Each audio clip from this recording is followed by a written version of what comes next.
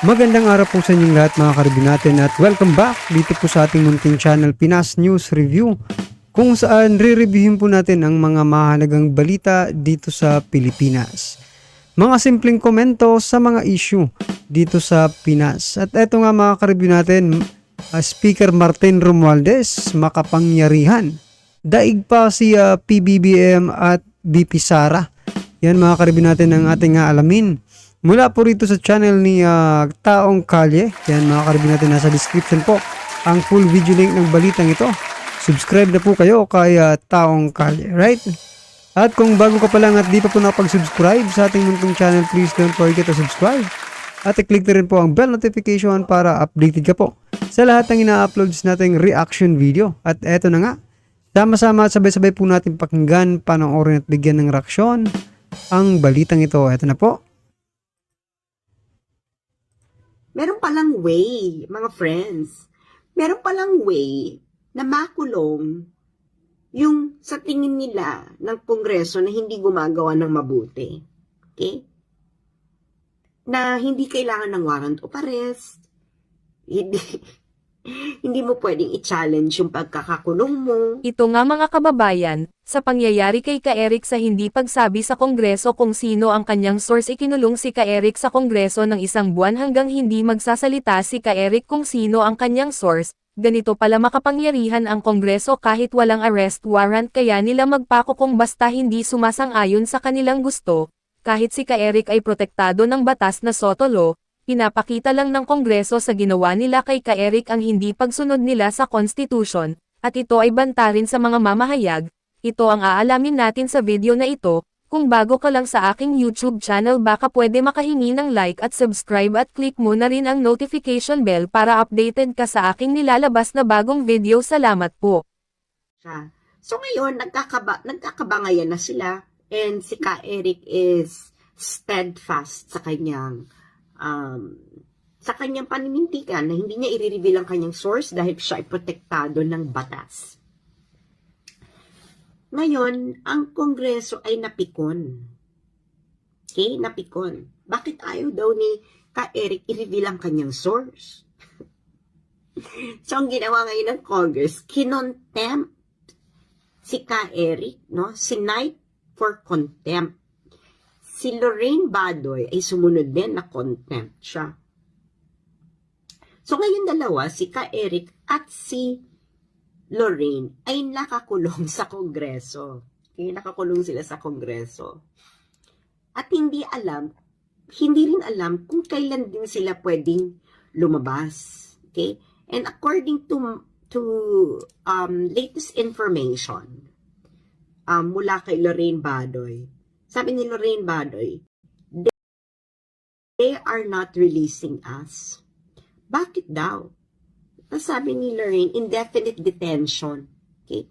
Kasi nga, gusto nga nilang i-reveal ni Ka-Eric yung source niya. Ayaw nga ni Ka-Eric. So, parang yun ang magiging condition ng pag-release nila. Kung sasabihin ni Ka-Eric ang kanyang source tungkol dun sa 1.8 billion na question. So, ibig sabihin, parang initially, for 30 days, okay, yung kanilang pagkakakulong. And then, i-release sila at hindi natin alam kung ano yung magiging conditions ng for release. Baka, ang mangyari is, hindi pa rin sila i-release kung hindi pa rin sila mag-reveal. So, hindi pa rin natin alam. Basta ngayon, initially for 30 days. Okay. Hindi. So, ano nangyayari ngayon? Bakit? So, parang indefinite, no? Kasi hindi mo alam kung pwede kailan ka i-release. Tapos, ang nakakaano pa niyan is, anong mangyayari? So, nakakulong ka lang.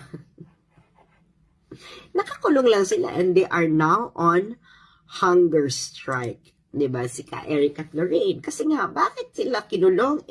Protektado naman ng batas na hindi i-reveal ni Eric ang kanyang source. That's sotolo.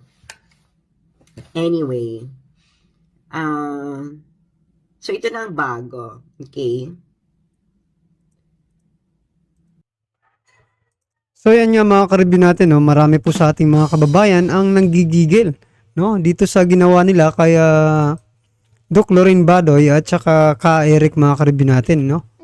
Yan, kinulong mga karibyo natin. Nako di ba? Pag ikinulong ka, dapat may kaso ka mga karibyo natin, di ba? Parang ganun ba?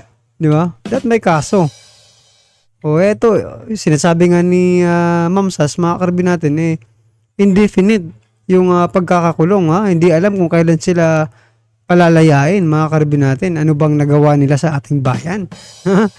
Ano bang ginagawa ni Ka Eric at Doc Lorraine Badoy, mga karibyo natin, sa ating bayan?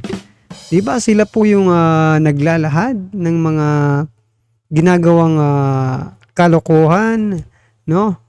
Ng mga politiko, ng mga makakaliwa. Kasi nga po ito si Ka Eric, mga karibyo natin, dati na pong siyang kadre, mga karibyo natin, ng eto nga, no?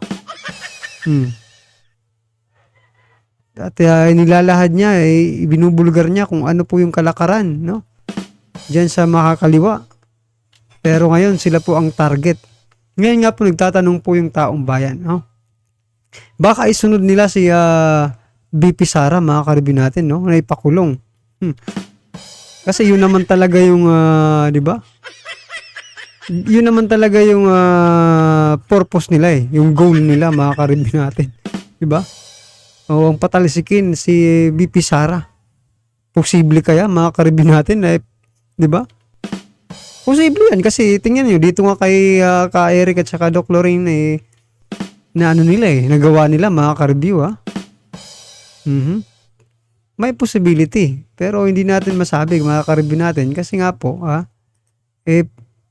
sa nangyayari po ngayon sa Kongreso, no, talagang makapangyarihan po si si Speaker Romualdez, mga karibyo natin, no. Daig niya pa ang isang pangulo, mga karibyo natin, si PBBM, no. Si PBBM wala pang napakulong pero ang Kongreso, mga karibyo natin, meron nang naipakulong, ba? Matindi talaga, matindi po itong si Speaker Romualdez at itong mga ataklog niya, mga karibyo, ha. Na mga marami po talaga yung nag-react dun sa, di ba, patawa-tawa sila, mga karibyo natin. Marami po ang nag-react dun, di ba? Parang ininsulto nila, di ba? Si Ka Eric at saka si Doc Lorraine. Pero humihingi po sila ng respeto. Di ba? Respetuhin daw yung Kongreso, mga karibyo natin. Pero bakit sila, mga karibyo natin, parang walang respeto? Ha? Dito sa mga kawawang inaakasuhan nila. Hindi raw pwedeng i-claim ni Ka Eric at ni Lorraine ang SOTO law dahil hindi naman daw sila accredited reporter. Okay? So, dapat, ang applicable lang daw yung SOTO law sa registered sa KBP at hindi lang yung mere employer. So, ganun ang eksena. So, yun ang argument. So, ngayon, ano mangyayari? Pag hindi nila ni-release, hindi rin sila pakakawalan. Ano yung kaso? So, contempt lang ng contempt. So, hanggang makulong na sila, hanggang magkaroon ng bagong Congress. So, ibig sabihin, meron palang way, mga friends. Meron palang way na makulong yung sa tingin nila ng Kongreso na hindi gumagawa ng mabuti. Okay? Na hindi kailangan ng warrant of arrest. Hindi mo pwedeng i-challenge yung pagkakakulong mo. Okay? Pwede mo siguro i-challenge sa Supreme Court or whatever. Diba? Na parang nakulong ka, wala kang... Oo nga, mga karibyo, no? Eto din, mga karibyo natin, di ba tinatanong po natin, tayong mga taong bayan, tayo pong sambayan ng Pilipino. Tinatanong po natin yung House of Representative, no? Kung saan napupunta yung kanilang extraordinary fund, no? Mga karibyo natin. Ngayon, kung hindi po sila sumagot, i-contempt din po natin sila. Pwede ba yun?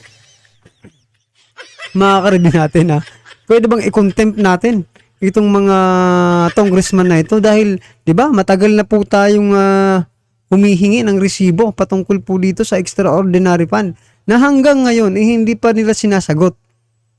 So paano ba yan? Kayo lang po ba ang marunong mag-contempt? May batas ba na pwedeng mag-contempt din yung mga taong bayan, mga karbi natin? 'Di ba? Kasi dito talaga halatang halata. 'Di ba? Na mayroon talagang 'di ba? May mga ginagawang magic diyan sa Kongreso about sa pondo ng ating taong bayan. No? Oh, paano ba 'yan?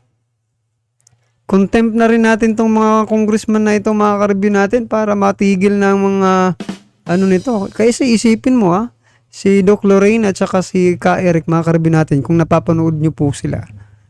Kaya talagang para sa akin po, mga kareview natin, tinataya po nila ang kanilang buhay, no?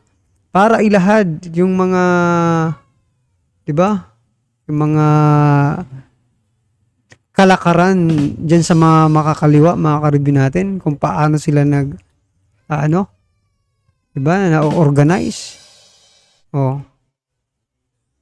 Pero, napakasaklap lang kasi kinulong, mga kareview natin, at hindi natin alam kung kailan makakalaya.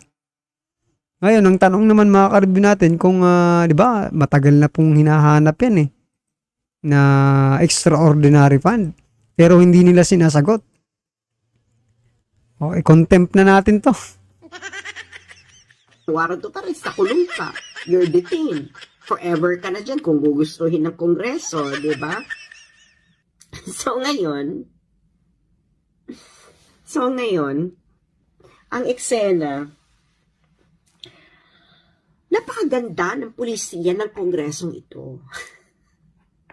Dahil na-offend sila, ay nagpakulong sila ng tao. Diba, na contempt. Anong gagawin mo kung hindi nga i-reveal yung source? Diba, Diba, ang dapat na gawin nila ni House Speaker Martin Romualdez is kung talagang sa tingin niya libelous yung sinabi ni Ka Eric, pwede naman siyang magsampa ng libel against Eric. Diba? Or against SMNI.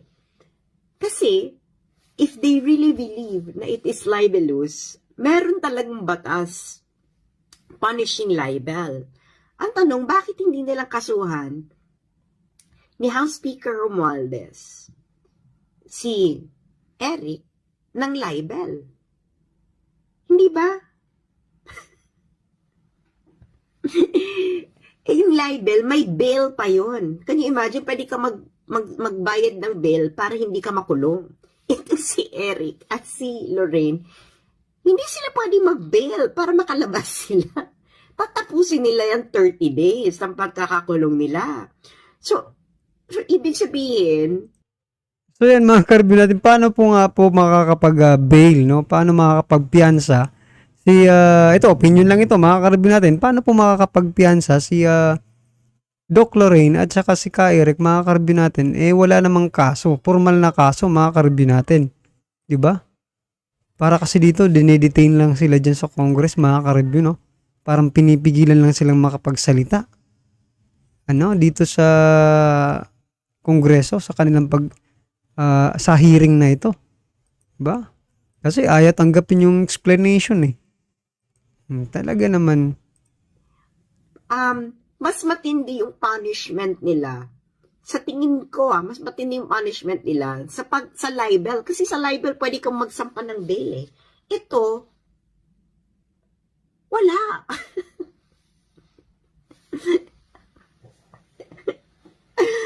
Martin Romualdez. Kung sa tingin mo is libelous yung sinabi ni Ka Eric, bakit hindi mo na lang siya sampahan ng libel and get on with it? So yan, mga kareview natin, nakikita na po natin, no? Gaya nga ng sabi ni Ma'am Sas, bakit nga ba ayaw sampahan na lang ng Kongreso ng libel, no? Itong or ni Speaker, kasi mismong si Speaker naman talaga yung pinatatamaan doon sa tanong na yon, di ba? Sampahan mo na lang ng libel, mga kareview natin, at saka para formal, madepensahan rin. Kasi dito, hindi nga madepensahan nila Ka Eric yung mga sarili nila at least kung liable mga karibin natin, kung kasuhan talaga siya, at least madidipinsahan pa siguro nila yung kanilang sarili sa korte, di ba mga karibin natin? Ano sa palagay nyo? Well, anyway mga karibin natin, ano po ang inyong nararamdaman, reaksyon patungkol po dito sa balitang ito? Ay comment lang po sa baba para at least alam po ng ating mga kababayan ang inyo pong reaksyon patungkol po rito, right? At kung bago ka pa lang at di pa po nakapag-subscribe sa ating munting channel, please don't forget to subscribe. At i-click na rin po ang bell notification para updated ka po sa lahat ng ina-uploads nating reaction video. At huwag din pong kalimutan mag-subscribe kay Taong Kalye. Nasa description po ang full video link ng balitang ito. Subscribe na po kayo, Taong Kalye. Maraming salamat po.